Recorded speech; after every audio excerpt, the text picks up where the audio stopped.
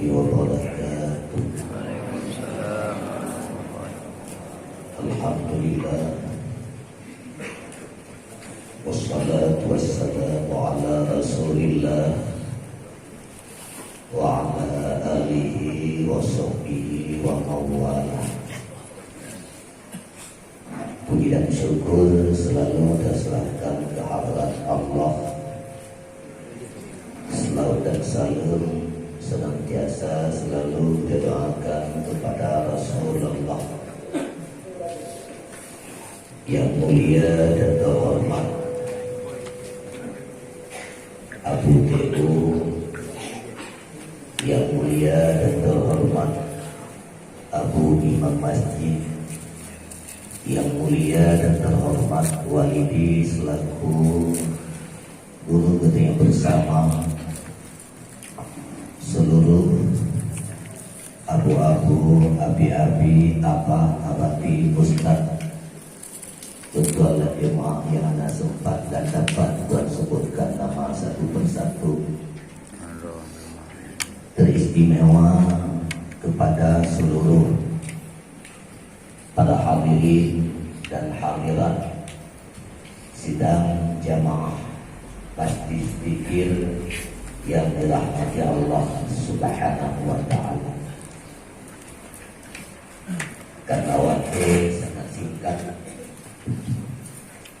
yang pokok tujuan kedanyo adalah bukan memegah atau bukan ceramah. Pokok kedanyo adalah berzikir. Sambil kedanyo menunggu zikir, kedanyo ingat sejenak apa yang telah kita laksanakan di masa yang telah lampau. Allah Subhanahu wa ta'ala memberi kepada kedanyo heboh wate atau 3 waktu Allah memberikan kepada kita selaku hamba. Yang pertama, waktu yang telah lalu atau wate yang kalewat. Yang kedua, waktu di mana kita sedang berada dalam waktu tersebut. Dan yang ketiga adalah waktu yang akan datang. Insya Allah, karena waktu singkat akan kita bicarakan satu daripada 3, yaitu waktu yang telah lalu.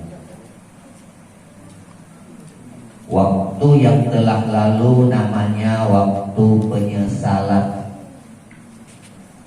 Kegedanyo wate telah, kegedanyo wate melah terhadap so yang menyesal, terhadap so yang telah, terhadap so yang melah, terhadap gedanyo-gedanyo yang kurang beribadat kepada Allah, terhadap gedanyo-gedanyo yang kurang berbakti bermudiah kepada Allah, terhadap gedanyo-gedanyo yang kurang rukuk dan sujud kepada Allah. Itulah yang merasa menyesal atas waktu yang telah lalu yang tidak kita pergunakan pada tempat dan jalan yang diridai oleh Allah. Bahkan getanyo-getanyo yang ibadat ala kadar merasa telah dan lelah.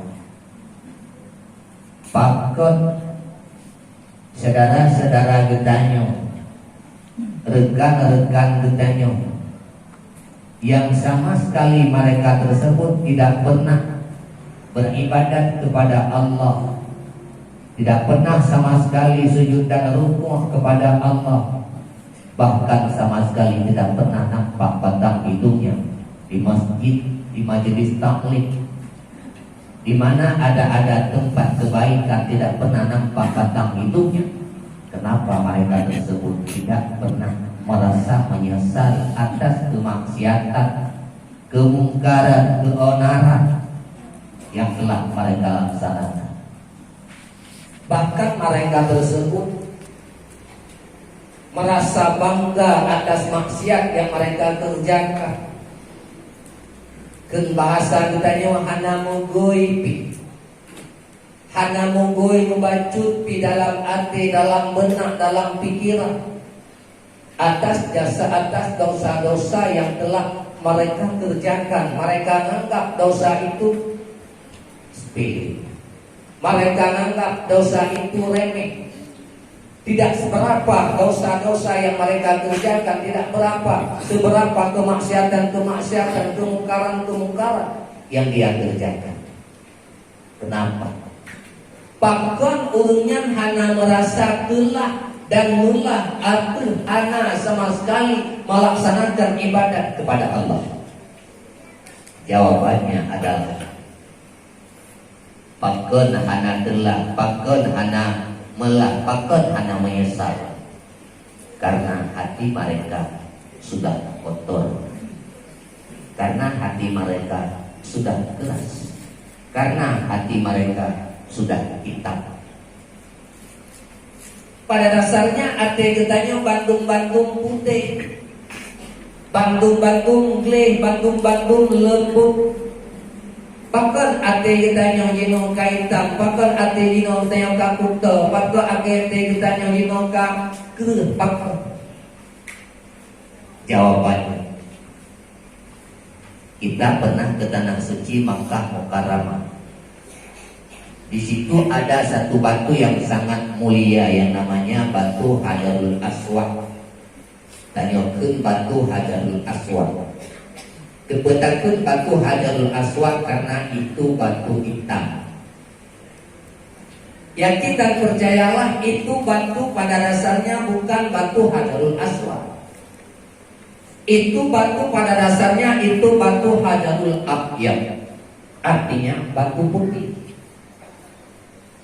Batu yang Allah berikan kepada malaikat Jibril, yang malaikat Jibril menitipkan kepada Nabiullah Adam, yang Nabiullah Adam menempelkan di dinding Ka'bah, yang itu batu-batu dari alam surga. Batu putih tembus pandang. Otak pandang ada batanya tembus pandang, batu putih cemerlang. Kenapa? Bahkan jino badan yang kaitam barokon putih.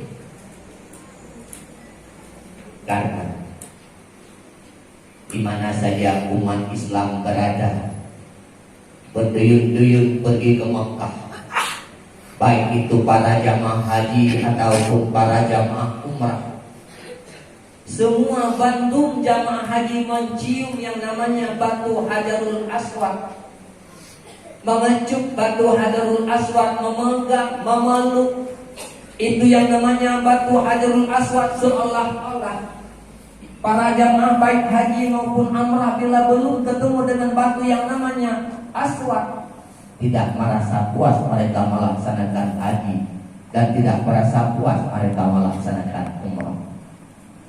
Padahal itu bukan rukun. Ada umat manusia yang menganggap itu rukun, sehingga bila belum ketemu dengan batu yang namanya Aswad, sangat-sangat mereka menyesal. Ingin tahun depan pergi lagi, ingin turun ke Jalan supaya mendapat batu yang namanya Hajarul Aswad. Mandu-mandu sebagainya. Bahkan tatkala ketemu bate merumpok dan bate Hajarul Aswad, sang-sang handu temewole hotel, sang-sang handu temewole ukamar ubilik. Terus tersenyum-senyum tuken, bertanya-tanya dengan kenapa kamu gembira sekali? Bakal senang tak kawannya? Kumahan ali senang. Yang lu merasa berat selain daripada Bandung, lu cum mantap Hajarul Aswad. Merasa bangga. Tatkala dia ketemu dengan Hajarul Aswad, dia tidak tahu itu adalah anugerah atau kerajaan Allah ataupun iradah Allah. Walaupun kita rencana menciumnya namanya batu, apabila Allah tidak mengizinkan, kita tidak akan sempat dan dapat mencium batu tersebut. Maka karena itulah batu Hajarul Aswad mulai Nabiullah Adam umatnya sampai kepada Nabi kita Muhammad, sampai kepada nabi-nabi dan umat-umatnya semua mencium itu yang namanya batu Hajarul Aswad. Maka dari batu itu putih menjadi hitam. Kenapa hitam? Karena kena sentuhan umat manusia. Ada yang beranggapan bila kita mencium batu Hajarul Aswad, dosa yang ada pada badan kita menempel di batu Hajarul Aswad. Itu ada yang beranggapan. Tapi bukan begitu. Artinya, ditanya urung kotor, ditanya urung hanagle, bila bertemu dengan urung yang gleh, dengan makhluk yang gleh, dengan hamba Allah yang gleh, dengan kertah yang gleh, dengan kotor, akan melabuh kertahnya. Bate gleh, ditanya kotor, ditanya kupen bate. Lama kelamaan batu itu sudah menjadi hitam. Karena di dalam dunia nyona padu-padu macam yang sunat kita mencium. Yang pertama sunat kita mencium Hajarul Aswad. Pada dan kapan kita mencium Hajarul Aswad adalah tatkala atau manakala kita melaksanakan tawaf, ataupun langsung kita tidak tawaf mencium Hajarul Aswad. Yang kedua, sunat kita mencium adalah Al-Quran. Al-Quran sambil ataupun Hajarul Aswad sambil kita mencium, juga kita kecium. Al-Quran pun demikian. Kita mencium Al-Quran, kita mengecium Al-Quran. Kapan dan pada kita mencium Al-Quran? Tatkala kita membuka Al-Quran, sunat kita mencium dan mengecium. Tatkala kita menutup Al-Quran, sunat mencium dan sunat menutup. Yang terakhir, yang ketiga, yang sunat kita mencium adalah istri kita. Urinam tengok sunat mencium. Apalagi urinam tengok lagi Hajarul Aswad, sunat mencium. Kemudian kita urinam sunat mencium suami kita, apalagi suami kita lagi Hajarul Aswad. Kalau bukan kita yang cium istrinya, suami yang cium. Kalau bukan kita yang cium suaminya atau cium, tidak baik di mata orang lain, tapi di mata kita adalah idola kita. Hanakah bak mata kau, tapi bak mata kita adalah kasih dan sayang kita yang belum sirna.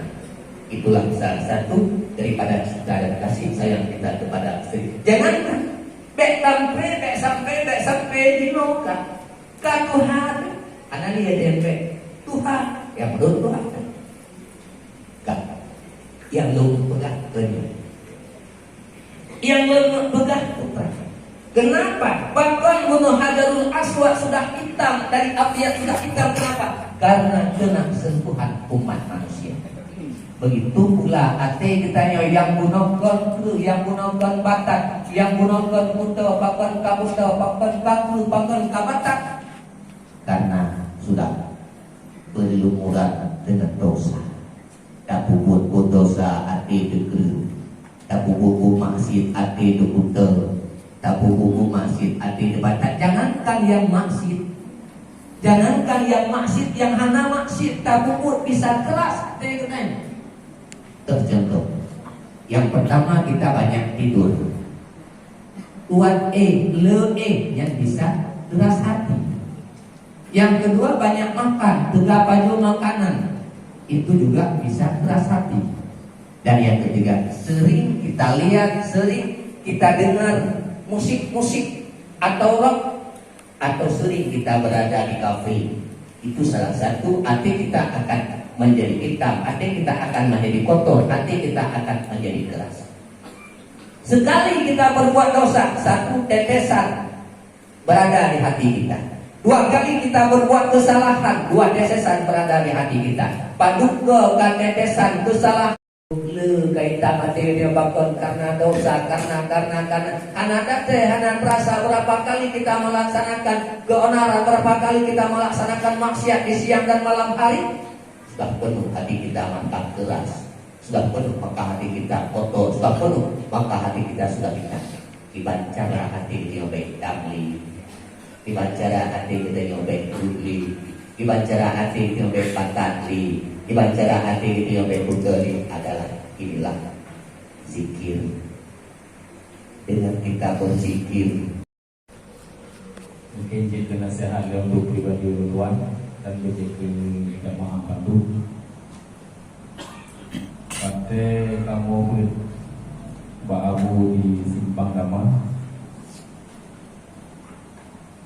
Ujung Abu Anda sampaikan